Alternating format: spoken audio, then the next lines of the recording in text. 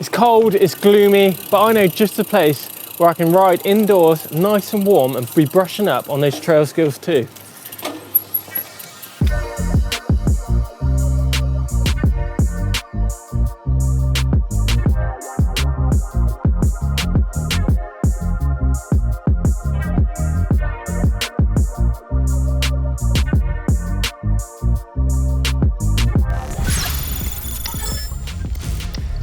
We're doing something a little bit different today. We're here on the e-bike, we're here at Rush Skatepark in the UK.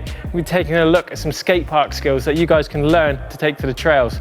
Loads of things in here, from drops, jumps, steep shoots, everything that's going to translate out on the trail. And the bonus, we're not going to be getting wet, we're not going to be getting cold, it's nice and warm, and I've already got a sweat on.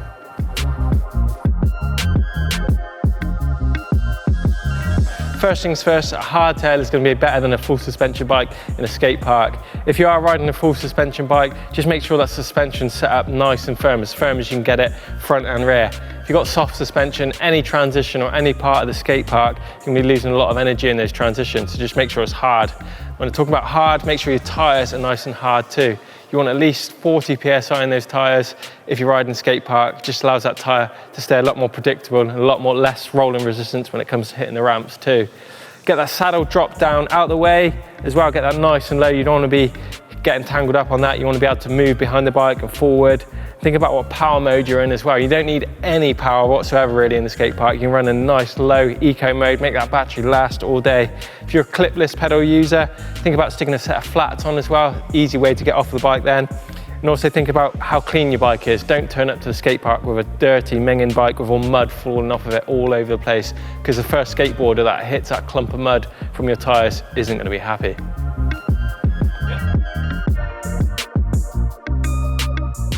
Normally it's a pretty casual environment, so a t-shirt and a set of jeans should suffice. But underneath that, I always like to run knee pads, shin pads, full finger gloves and a helmet.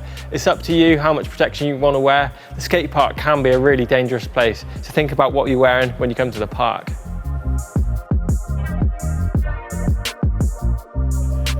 So when it comes to riding skate park, there's a thing called skate park etiquette. In here, usually there's going to be BMXers, skateboarders, scooter riders, you name it, they're all in here, and they all use different lines as well. So just be super aware when you're riding that you're not going to crash into someone or someone's going to drop in front of you. Skateboarders are going to use a lot of different lines to bikes as well. Bikes usually wait their turn for each rider to drop in and do their run. Don't take the mick when it comes to doing your run too. Think of all the other park users, not just yourself.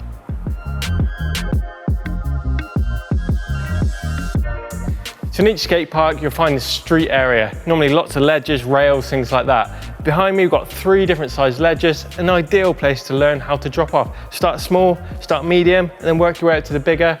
On the other side, we've actually got a landing, so we can do like a proper drop off like we'd find out on the trails. Let's start with a small one first.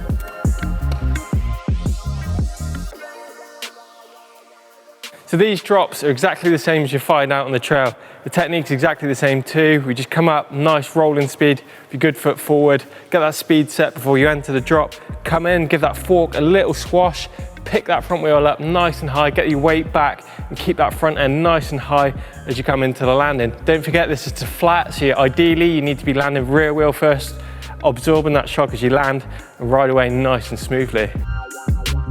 So what I've been doing on this ledge set is riding it one way, but I'm looking at riding it the other way. I can see this way there's a nice drop into a bank, but also if I ride it back the other way, I can jump up onto the box and land in the landing down there. So mixing up my lines, getting creative, mixing it up just like it was on the trail.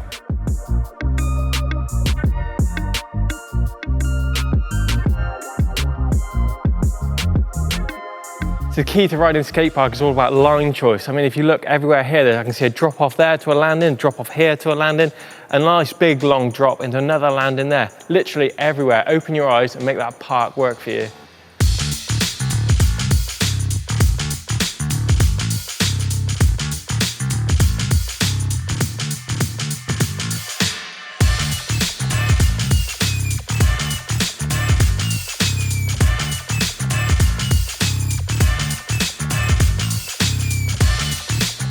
Let's take a look at how we're going to drop into some of these ramps. Some of them can be really steep oververt, especially on the quarter pipes, things like that. But these flatter banks are a really good way of learning how to tackle those steep descents.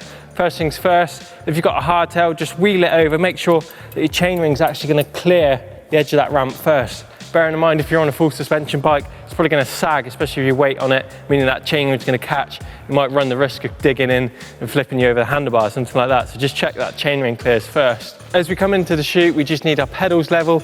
We're not doing any pedaling, we're just rolling, focus on the entry point, get the bike nice and straight, keep the bars straight, keep the weight back as you drop into the ramp, and keep that weight back all the way down as you approach the bottom of the run-in.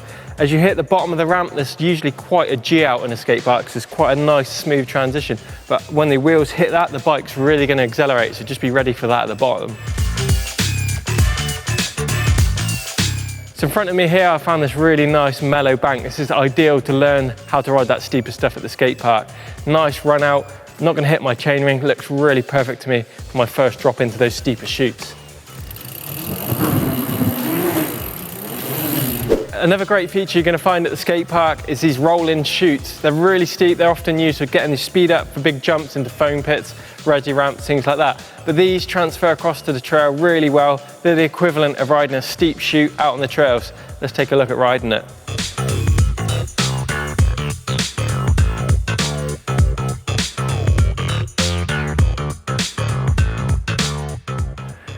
So what do you do when the ramp's too steep that your actual chainring hits that edge? This is how we're going to do it. Basically, all we do is turn our entry into it sideways. So we need to approach a ramp sideways and do like a side hop in, making sure we're lifting that front wheel up, scooping the back end up, and then dropping into the ramp sideways, looking ahead. It's a bit of an advanced technique, but if you drop into these ramps forwards, your chainring is going to hit, and you are probably going to crash or damage your chainring. It's not all smooth plywood here at the skate park. Often if you enter the street section, you're going to find a big set of steps. Steps are a really good way of recreating those steep, rocky chutes that you find out there on the trails.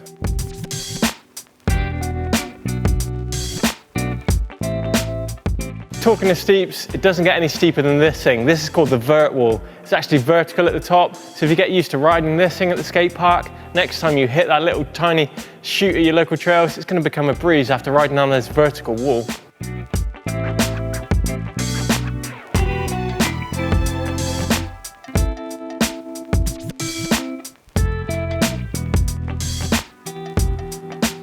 When it comes to climbing on your e-bike at the skate park, you're going to be pretty impressed at what you can get up. Harnessing that power from the motor, even things like this massive vert wall in front of me can be conquered. Let's give this one a go.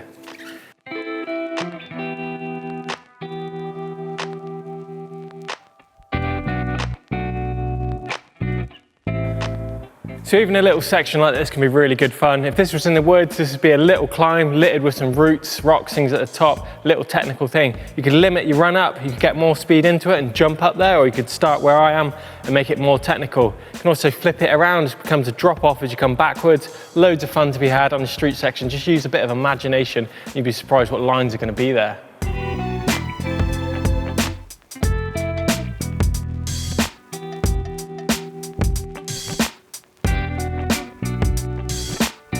Jumping, we all love jumping. That feel of getting air underneath your wheels on your e-bike feels amazing, and the skate park is a perfect place for this. In front of me here, we've got a nice small tabletop. It's exactly the same as you'd find out on the trail. Nice smooth transition going up, nice smooth transition going down, and a nice run out. Perfect. If you want to take it to the next step, there's bigger jumps, there's resi ramps, there's foam pits. Skate park is full of jumps and loads of places to get air underneath those wheels.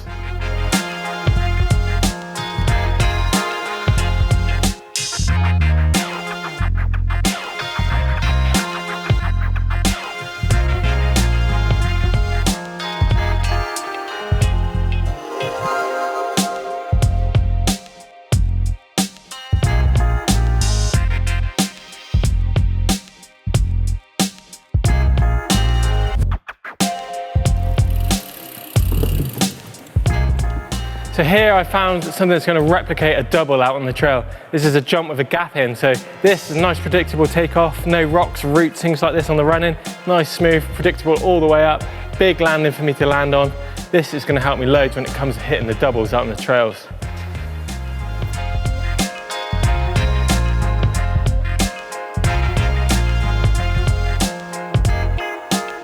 So once you've got those basic skills dialed, it's time to think about lines. Lines is where you link one obstacle to the next, and then that obstacle to the next one, doing a whole run. Much like you do out on the trails when you link one berm to another jump to a drop off. Getting those lines dialed is going to make you a really good skate park rider. It's going to make you an even better trail rider too.